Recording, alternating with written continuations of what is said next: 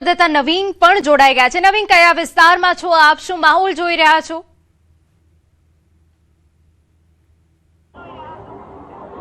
હિના, અત્યારે જે રીતે અમે તંબુ ચોકી દરિયાપુર વિસ્તાર છે ત્યાં હાજર છીએ અને ક્યાંક ને ક્યાંક અત્યારે જે છે અમી છાંટના જે વરસાદની શરૂઆત પણ થઈ હોય એ પ્રકારના દ્રશ્યો બી દેખાઈ આવી રહ્યા છે। જે રીતે જગન્નાથજી નગરયાત્રા નીકળતા હોય છે ત્યારે ચોક્કસથી જે વરસાદ પડતો હોય છે દર વખતે, આ વખતે બી એવું જ લાગી રહ્યું છે। માહોલ જે રીતે બન્યો છે અને ક્યાંક ને ક્યાંક અમી છાંટણા જે શરૂ પણ થઈ ગયા છે। અત્યારે જે છે તે ટ્રકો જે છે તે તંબુ ચોકીથી પસાર થઈ રહ્યા છે અને ત્યારબાદ અખાડા અને જે મંડળી છે અને પછી રથ આવશે। પરંતુ જે રીતે અંદાજો હોય છે કે દર રથયાત્રાના દિવસે જ્યારે જગન્નાથજી નીકળતા હોય છે ત્યારે જરૂરથી જે વરસાદ જે છે તે પડતો હોય છે, ત્યારે અત્યારે બી અમી છાંટણા જે શરૂ થયા છે અને ટ્રકો જે પસાર થઈ રહ્યા છે, પોલીસ વ્યવસ્થા અને તમામ રીતે અત્યારે જોવા જઈએ તો ખૂબ જ શાંતિમય રીતે આ યાત્રા જે છે તે ચાલી રહ્યું છે અને હવે પોતાના જે પડાવ છે તે પૂરું કરવા માટે આગળ વધી રહ્યું છે। હિના જી, બિલકુલ। તો જે રીતે અલગ અલગ વિસ્તારોમાં અમદાવાદમાં હાલ અમી છાંટણા જોવા મળી રહ્યા છે, રથયાત્રાના દિવસે વાતાવરણમાં પલટો આવ્યો છે। જો કે અમદાવાદમાં પણ મેઘરાજાએ વરસાદી વિરામ લીધો છે અને ગરમીનું પ્રમાણ વધી ગયું છે। તે વચ્ચે જ્યારે રથયાત્રાના તમામ રૂટ ઉપર હાલ અમી છાંટણા પડ્યા છે, અમદાવાદના અલગ અલગ વિસ્તારોમાં વાતાવરણમાં પલટો આવ્યો છે અને વરસાદી માહોલ છવાયો છે, જેની તસવીરો અમે આપને બતાવી રહ્યા છે। 149મી ઐતિહાસિક રથયાત્રા શાંતિપૂર્ણ માહોલમાં હાલ સંપન્ન થઈ રહ્યું છે, પરંતુ તે પહેલાના દ્રશ્યો કે જ્યાં અમી છાંટા પડ્યા છે। અમારા સંવાદદાતા પ્રણવ સતત જોડાયેલા છે।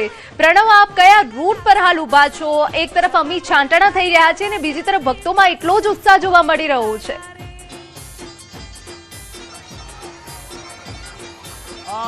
માત્ર ગ્રાઉન્ડ રિપોર્ટ જે બતાવી રહી છે તે લીમડી ચોક દરિયાપુર વિસ્તારનો છે। ત્યાંથી અમે દર્શકોને જે લાઈવ બતાવી રહ્યા છીએ જે અમી છાંટણા છે તેની શરૂઆત થઈ છે। હું બતાવવાનો પ્રયાસ કરીશ કે અમારા કેમેરામેન અમિતને કે રસ્તાઓ બતાવે કે કઈ રીતે જે અમી છાંટણાની શરૂઆત થઈ ગઈ છે અને એક પરંપરા રહી છે કે જ્યારે અષાઢી બીજ હોય, અષાઢી બીજના દિવસે જે કહી શકાય કે વરસાદ છે તે વરસાદ જોવા મળતો હોય છે। દ્રશ્યોમાં નીચે જોઈ શકાય, હું દ્રશ્યો બતાવવાનો પ્રયાસ કરીશ કે ઝરમરીયો વરસાદ જોવા મળી રહ્યો છે। અમી છાંટણાની શરૂઆત થઈ છે, વાદળછાયું વાતાવરણ જોવા મળી રહ્યું છે, એકદમ કાળા ડિબાંગ વાદળો જોવા મળી રહ્યા છે અને વરસાદની શરૂઆત થઈ રહી છે। વાત કરવાનો પ્રયાસ કરશું રથયાત્રા અને વરસાદ કઈ રીતે જોવો છો? અષાઢી બીજા દિવસે વરસાદ આવતો હોય મજા આવે છે? બહુ ઉત્સવનો પર્વ છે ને એમાં અમી છાંટણા થયા છે। અમારા હિન્દુ ભાઈઓની જે શ્રદ્ધા છે એ પ્રમાણે વરસાદનું આગમન થયું, અમે બહુ ખુશી થયા। એ ચોક્કસ આપણે તમામ જે વર્ગ છે એ ખુશી વ્યક્ત કરતો હોય છે કારણ કે વરસાદ છે તે થતો હોય છે। અમી છાંટણાની શરૂઆત થઈ ગઈ છે, પરંપરા રહી છે અષાઢી બીજ અને વરસાદ। આ રથયાત્રા બહુ સારું રહે છે और મુસ્લિમ બધા જોડે રહીને રથયાત્રા કરાવે છે।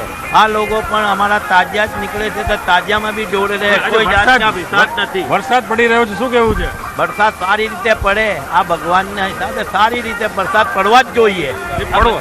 વરસાદ પડવો જ જોઈએ, આ વાત છે। જોઈ શકાય દ્રશ્યોની અંદર કે તમામ ટેબલો આવી રહ્યા છે, પરંતુ ધીમે ધીમે વરસાદની આ શરૂઆત છે તે હાલ અહીં થઈ રહી છે અને ધીમે ધીમો જે વરસાદ છે તે હાલ શરૂ થઈ ગયો છે દરિયાપુર વિસ્તારની અંદર।